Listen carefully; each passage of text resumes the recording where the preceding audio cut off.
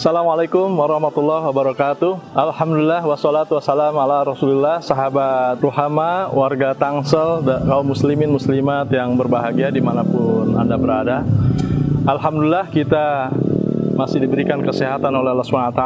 Semoga Allah senantiasa melindungi kita dan mudah-mudahan kita bisa memaksimalkan amaliyah Ramadan kita. Sahabat Ruhama, dalam sebuah riwayat Rasulullah SAW bersabda bahwa pada masa dahulu ada 3 pengembara yang sedang melakukan perjalanan. Karena hujan deras, mereka berteduh masuk ke dalam goa.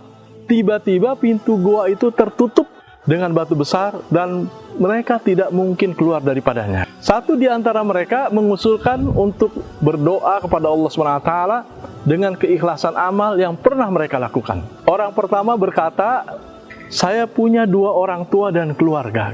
Saya tidak memberi makan dan minum untuk keluarga, anak dan istri saya. Sebelum saya dahulukan ibu dan ayah. Suatu malam aku terlambat memberinya makan dan minum. Lalu mereka tertidur.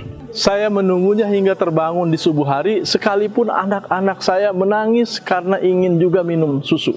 Kemudian ia berkata dalam doanya, ya Allah, jika yang saya lakukan itu untuk menginginkan ridho-Mu, maka keluarkanlah saya dari musibah ini. Setelah berdoa, batu bergeser sedikit dari mulut gua, namun belum bisa dilalui oleh mereka. Orang kedua pun melakukan hal yang sama. Dia berkata, saya punya sepupu yang sangat cantik. Saya goda, tapi ia menolak. Setelah waktu berlalu, ia dalam kondisi kekurangan dan jatuh miskin. Ia mendatangiku dan meminjam uang.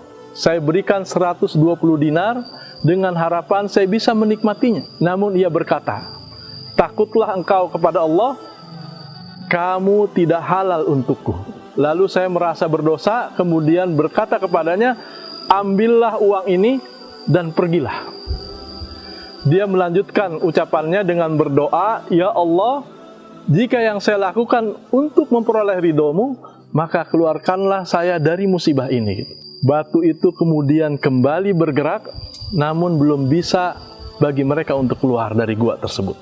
Orang ketiga kemudian berkata, ya Allah, saya punya banyak pekerja yang saya berikan gaji, namun ada satu pekerja yang karena satu hal ia belum mengambil gajinya. Saya simpankan dalam bentuk hewan ternak dan ternyata berkembang biak hingga cukup banyak. Suatu hari ia meminta gajinya, lalu saya berikan semua hewan ternak yang ada. Ya Allah, jika apa yang saya lakukan itu untuk memperoleh ridho-Mu, maka keluarkanlah saya dari musibah ini. Setelah permohonan ketiga selesai, terbukalah mulut goa hingga mereka keluar dengan selamat dari musibah tersebut. Sahabat Ruhama, kaum muslimin dan muslimat, warga Tangsel dimanapun berada, riwayat ini menjelaskan salah satu fadilahnya beramal dengan ikhlas. Hanya mengharapkan dari ridho Allah semata. Demikian dahsyatnya ikhlas dalam beramal.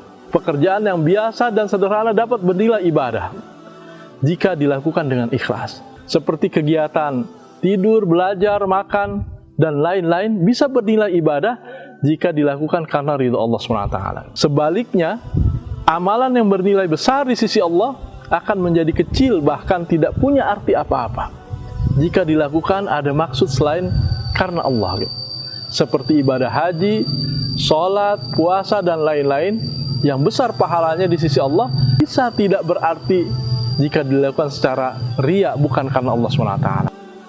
Imam Ghazali pernah berkata, semua manusia binasa kecuali yang berilmu. Orang yang berilmu binasa kecuali yang mengamalkan ilmunya. Orang yang mengamalkan ilmunya binasa kecuali orang yang ikhlas. Orang yang ikhlas akan memperoleh pahala yang besar dari Allah SWT. Mari kita jadikan masing-masing dari kita menjadi pribadi yang ikhlas dalam beramal. Insya Allah mudah-mudahan fadilahnya akan kembali kepada kita semua. Wallahu a'lam bishawab. Wallahu muwaffiq ila aqwamit thoriq. Wassalamualaikum warahmatullahi wabarakatuh.